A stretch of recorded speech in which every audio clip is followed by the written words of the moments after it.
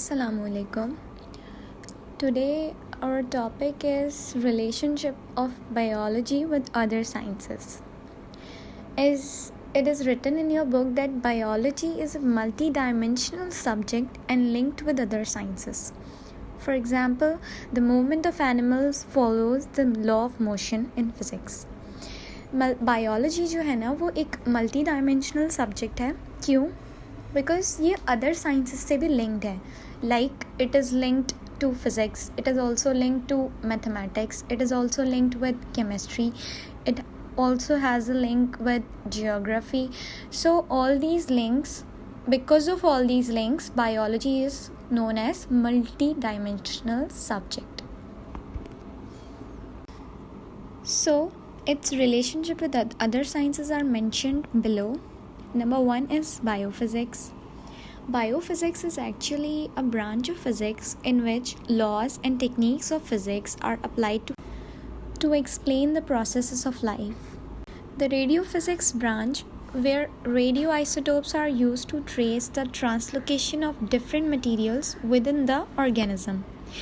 Radiophysics जो है ना, फिज़िक्स की वो ब्रांच है जिसमें रेडियो एक्टिव आइसोटोप्स यूज़ होते हैं ट्रांसलोकेशन करवाने के लिए डिफरेंट मटेरियल्स की. ट्रांसलोकेशन बेसिकली क्या है कि जेनेटिक जीन होती है जिसमें एक क्रोमोसोम्स एक जगह से ब्रेक होके दूसरी जगह पे जाके अटैच्ड होता है. So this is how the translation of different material take place.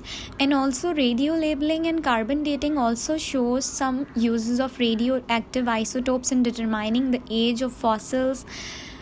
तो रेडियो लेबलिंग जो है वो आइसोटोप्स की लेबलिंग है और कार्बन डेटिंग जो है वो डिटरमाइन करते हो आप age of the object containing organic material. तो ये दोनों चीज़ें भी बेसिकली uses हैं of radioactive isotopes in determining the age of the fossils. And also the uses of sound waves as ultrasound and laser technology shows the relationship of physics with biology. These two things also shows its relationship with biology.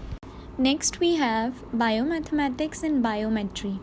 So the branch of mathematics which collects the data of the living organism and it plays very important role in research.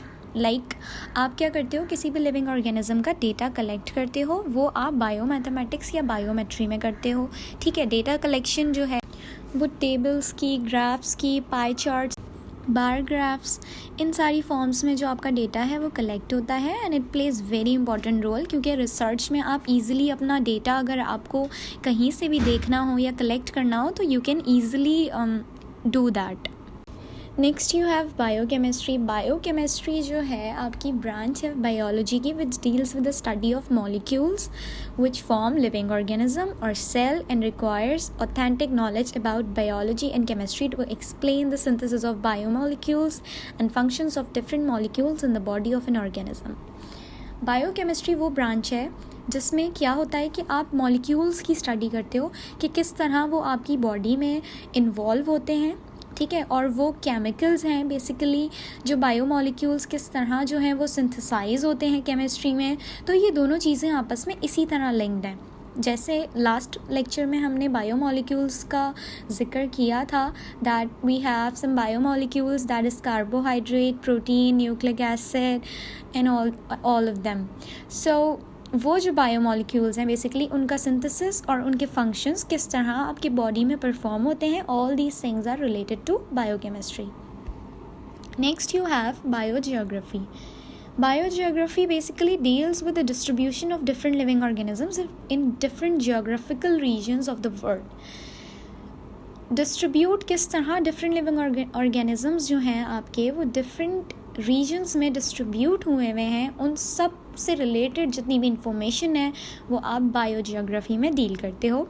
क्योंकि कुछ living organisms ऐसे भी होते हैं जो restricted होते हैं particular region में due to the environmental condition and they can not go to other reason.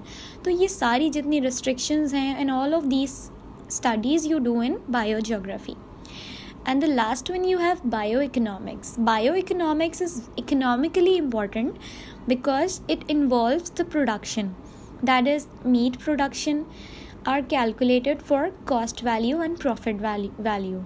Like you use this type of production, इससे हम अपना प्रॉफिट बनाते हैं, ठीक है। तो ये जो ब्रांच है बेसिकली ये इकोनॉमिकली इम्पॉर्टेंट है।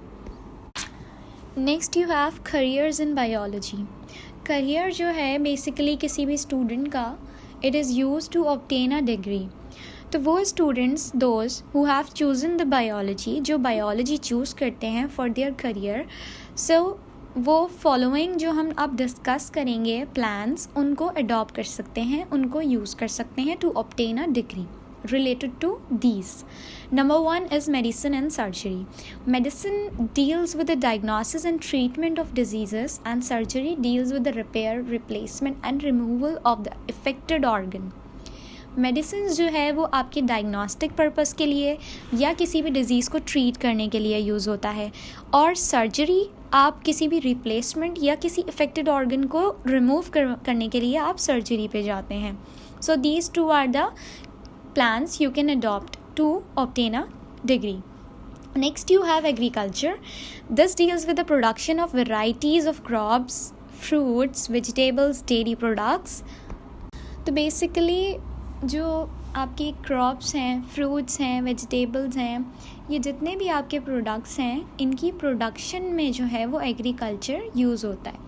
Pakistan is an agricultural country, तो इसीलिए ये एक wide variety of role play करता है in agriculture. Next you have horticulture. Horticulture is basically the part of agriculture. ये एग्रीकल्चर का ही पार्ट है जिसमें आप ये काम करते हैं कि आप न्यू वैरायटीज़ जो हैं प्लांट्स की और उनके प्रोडक्ट्स से न्यू वैरायटीज़ डेवलप करते हो। Then you have forestry. Forest जो है वो एक सोर्स हैं बायोडाइवर्सिटी की, जो प्लांट्स और एनिमल्स में होगी। Like they are so much diverse. It is important in development of new forest as well as preservation of existing one, कि आप जो हैं वो फॉरेस्ट्री को यूज़ करते हुए न्यू फॉरेस्ट डेवलप कर सकते हैं, और जो एग्जिस्टिंग ऑलरेडी आपके पास हैं उनको आप किस तरह प्रिजर्व करेंगे, वो सारे वेज इसमें जो हैं वो आपको बताए जाते हैं। Next you have farming. Farming में क्या होता है कि आप डेवलप करते हैं डिफरेंट काइंड्स ऑफ फार्म्स, जैसे कि fish farm, cattle farm, poultry farms. तो इसमें न्यू टेक्नोलॉजीज़ आती हैं कि किस तरह आप प्रोडक्शन करवा सकते हैं एनिमल्स की। क्योंकि वो एनिमल्स आपकी सोर्सेज हैं फॉर मीट, मिल्क, लेदर, वुल। तो इस तरह जब आप उनकी प्रोडक्शन ज़्यादा करवाएंगे तो ये चीज़ें आपको ज़्यादा ऑब्टेन होंगी, राइट। एंड ऑल्सो इसमें डेवलपमेंट होती है डिफरेंट काइंड्स ऑफ फार्म्स की। तो this is about farming. Next you have animal husbandry. This profession is a part of agriculture sciences, ठीक है। It is a part of agriculture and it deals with the care and breeding of animals which are beneficial for men. ये इसमें आप animals की care करते हो, उनकी breeding करवाते हो जो हमारे लिए बेनिफिशियल होती है।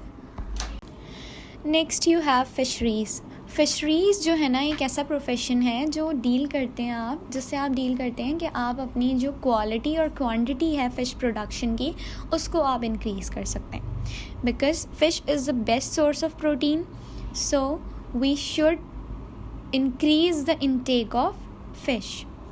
And the last one you have biotechnology. This is very important, sensitive profession.